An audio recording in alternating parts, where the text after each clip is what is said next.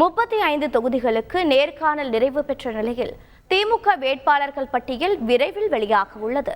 நாடாளுமன்ற தேர்தலில் திமுக சார்பில் வேட்பாளராக போட்டியிட விருப்பம் தெரிவித்து 2984 விருப்ப மனு தாக்கல் செய்யப்பட்டுள்ளன.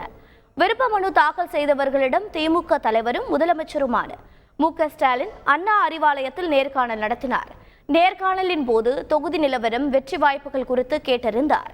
கன்னியாகுமரி, தர்மபுரி, கடலூர், திருச்சி, கரூர், கோயம்புத்தூர், நீலகிரி, ஆரணி, காஞ்சிபுரம், சென்னையில் உள்ள 3 தொகுதிகள் உள்ளிட்ட 35 தொகுதிகளுக்கு நேர்காணல் நிறைவு பெற்றதாக தெரிவிக்கப்பட்டுள்ளது.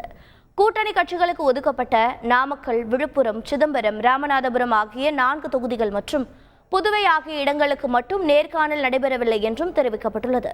நாடாளுமன்ற தேர்தலில் 21 மக்களவை தொகுதிகளில் திமுக போட்டியிடும் நிலையில் விரைவில் திமுக வேட்பாளர் பட்டியல் வெளியாக உள்ளது. செய்திகளை உடனுக்குடன் தெரிந்து கொள்ள உடனே சப்ஸ்கிரைப் பண்ணுங்க.